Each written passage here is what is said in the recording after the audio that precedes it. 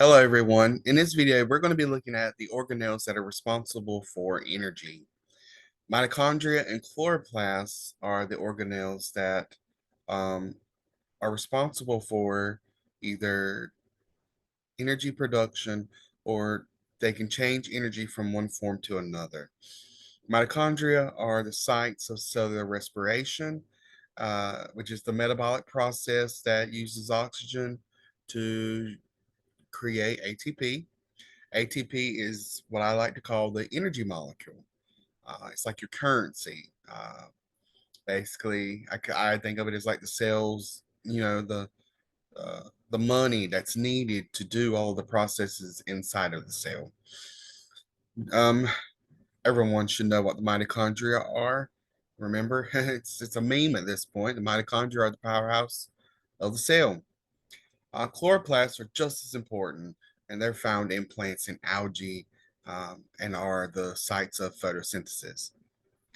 One of the misconceptions that a lot of people think is that plant cells, because they have chloroplasts and we create energy uh, from photosynthesis in the chloroplast, um, that energy still is created in the form of a sugar. That sugar then has to be broken down and um, through cellular respiration and created in the form of ATP, which is what cells will use as their energy currency. So, um, plant and animal cell, plants and algal cells also contain mitochondria. Mitochondria is found in almost all living organisms, both plant and animal cells. Now, there is a third type of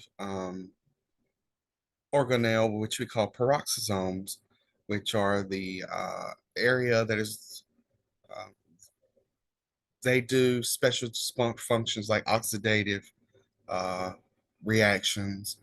And so peroxisomes don't fall neatly within one category, but we include them here in the energy section in your organelles for your cells. So let's talk about the evolutionary origins of mitochondria and chloroplasts. It's important to go over this because mitochondria and chloroplasts are a little bit different um, in that they are very similar to bacteria. And these similarities, these organelles being similar to bacteria, has led to the formation of the endosymbiont theory.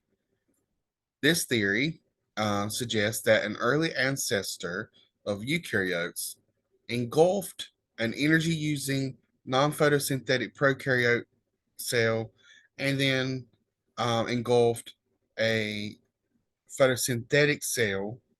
And then it formed a relationship with the host cell, meaning that it became an endosymbiote.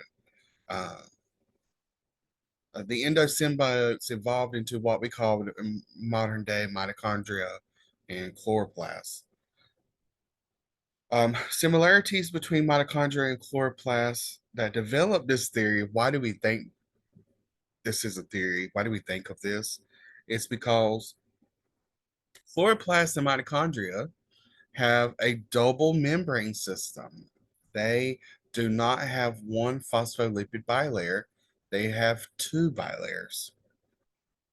So you can imagine that if a cell was to engulf or phagocytize um, a prokaryotic cell and take it in, it's going to surround it with its um, vesicle membrane, and then it's going to have its own membrane being a cellular object. And so mitochondria and chloroplasts are unique in that they have two double membranes. They contain free ribosomes and they have their own unique DNA molecules. So this is why when I mentioned when we're talking about the nucleus, almost all of the DNA is located in the nucleus. But that's because mitochondria and chloroplasts have their own DNA. This DNA is also circular, which is normally what is found in prokaryotes. and they grow and reproduce somewhat independently of the cell. So the mitochondria can grow and divide on their own. They do not need the cell to tell them to do that. So in this diagram, it's a basic understanding of the endosymbiotic theory. So you have a ancestor of a eukaryotic cell here that has a primitive, a primitive nucleus and a primitive endoplasmic reticulum that has formed. Now, this ancestor cell, one of the things that is, not really shown here in the diagram, are these ancestor cells are starting to get larger. They want to do more things chemically. Uh, However, they don't have the energy to do it. They're not able to create all of the energy by themselves that is necessary for them to function. So, if you were an ancestor, and it's a eukaryotic cell, and you engulfed a um, prokaryote that was non-photosynthetic, but it used oxygen to produce energy, like a mitochondria ancestor. Um, and then you take that in, and then for some reason you decide not to digest it. You decide to use it. It becomes an endosymbiote. It becomes part of yourself. And so that's what we think happens. Now we know mitochondria, an ancestral mitochondrial cell, was taken in first because both plants and animals have mitochondria. Everything does not have chloroplast. So we know that a photosynthetic prokaryote was taken in um, after the ancestral mitochondria. So the ancestral prokaryote, photosynthetic prokaryote, was taken in afterwards.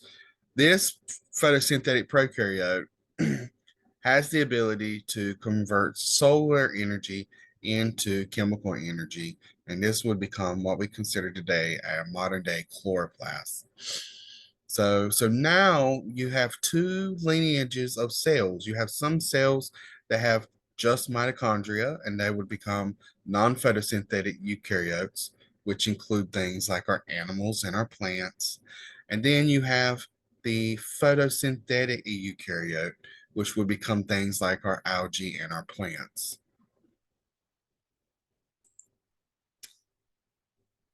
The endosymbiotic theory is very important to know and learn and to study when we're talking about the evolution of cells and the evolution of cells on the planet and life on the planet. I do want to emphasize that this entire process has been hypothesized as being, at least a billion years in the making. So it's not that it happened overnight or it took a very long time. A lot of trial and error had to occur for um, the cell to be able to realize that it's better to live with the endosymbiote than to not. So let's talk about mitochondria more in depth. Mitochondria are responsible for the chemical energy conversion that's found um, within our cells. Mitochondria are found in nearly all eukaryotic cells. They have a smooth outer membrane and an inner membrane that is folded into what we call cristae. I like to think of the mitochondria as the bag within a bag system. So if you was to have a bag and you was to say it's a plastic trash bag, you have your plastic trash bag. You take another bag, you ball it up, you fold it up, and you put it inside the first bag, and then you close it. That is basically the structure of a mitochondria. The inner membrane creates two compartments because of its folding. It creates the intermembrane space and the mitochondrial matrix. Now, some creating space, creating these infolds, the cristae, one of the reasons why it does this, and which you know we now realize, is that it creates surface area. it creates areas and compartments that are allowed for them to undergo all of the chemical reactions that are necessary for cellular respiration.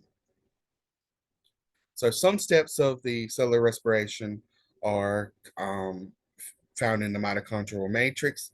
Some are found in the cristae, uh, but you needed all the surface area in the mitochondria to do all the steps of the cellular respiration.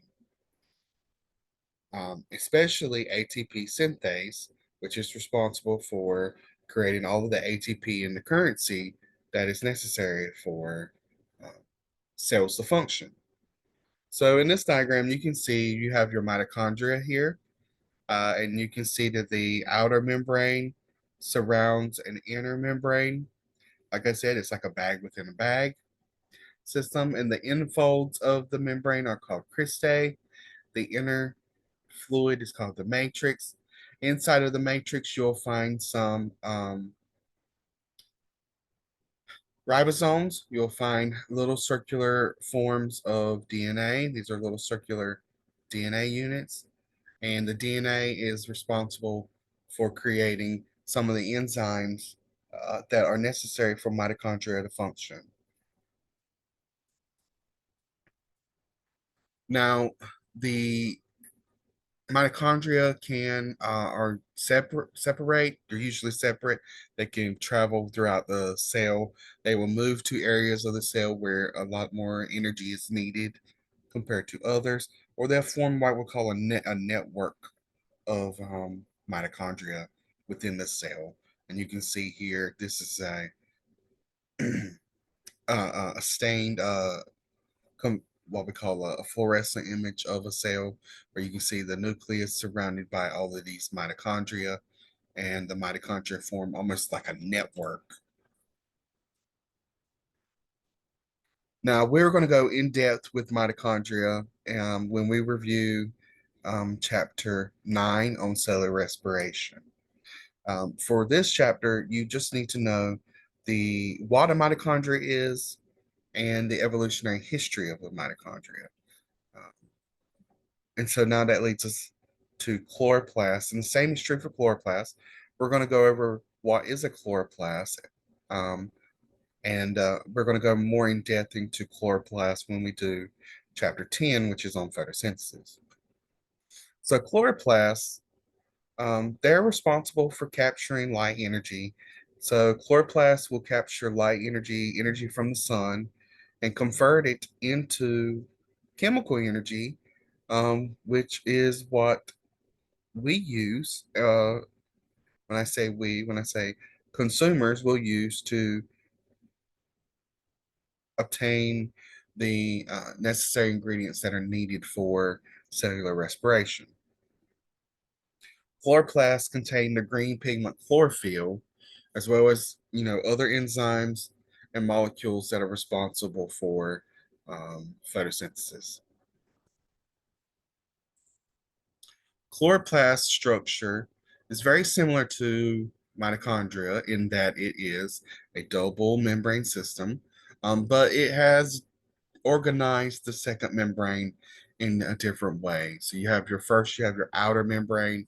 The second membrane has been folded into membranous sacs that are called thylakoids. The thylakoids will stack on top of each other and form a stack of pancakes, and we call those granum. Now, the fluid that is surrounding or inside of the chloroplast is called the stroma, and it's the internal fluid that is unique. In the fluid, you will find ribosomes and DNA that is only found in chloroplast. Chloroplasts are just one of the groups of plant organelles called the plastids. The plastids are responsible for certain plant functions. There are some plastids that are only responsible for uh, pigment making, for example. But here we're going to focus on the chloroplast, which is responsible for photosynthesis. So in this image, you can see you have your outer membrane Your outer membrane is surrounded by a second membrane, which is attached to and forms the thylakoids. The thylakoids are in stacks called granum, and so the thylakoids are where, just like with the mitochondria, it's where a lot of cellular activity occurs, and the whole purpose of the folding of the membrane is to create more surface area so that you can undergo more chemical reactions inside of that organelle. You can also see here, this is an actual TEM image of a chloroplast, and sometimes you'll find there will be, once a chloroplast is able to produce a lot of glucose, enough of sugar, it can form granules where it will store it inside of the chloroplast. Chloroplasts are not just found in plants, they're also found in anything that is a green photosynthetic organism. Chloroplasts in algae cells here, the algal cells in this the chloroplasts in the algal cells here will form a spiral around the outer wall.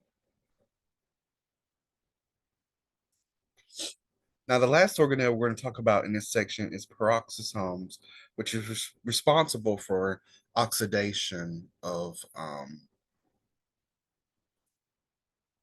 several different things. It's currently not known how peroxisomes are related to the other organelles. We only know that peroxisomes are specialized metabolic compartments that are bounded by a single membrane, so they do not have a double membrane. They contain enzymes that remove hydrogen atoms from various substances and transfer them to oxygen. Sometimes they can get too concentrated and it can form hydrogen peroxide, which is not good in the cell, but as long as it's contained within the peroxisomes, then that's okay. These reactions have many different functions in the cell, and so let's go over some of those examples. Some peroxisomes will use the oxygen to break down fatty acids into smaller molecules. So they can break down fatty acids, which can be used for respiration. Uh, Normally, cellular respiration is fueled by sugar, but we'll learn that when we go over cellular respiration, that's not always the case. In the liver, uh, peroxisomes would detoxify alcohol and other harmful compounds that would basically help break it down. Uh, there's glyoxysomes, which are fat storing tissues of plant seeds. They convert fatty acids to sugar and feed the new seedling that is trying to grow. So these are just some functions that we have identified for peroxisomes. And you can see a cell can contain all three. It can have chloroplasts, mitochondria, and peroxisomes that are responsible for these chemical reactions in the cell. In the next video, what we're going to do is we're going to review the cytoskeleton of the cell.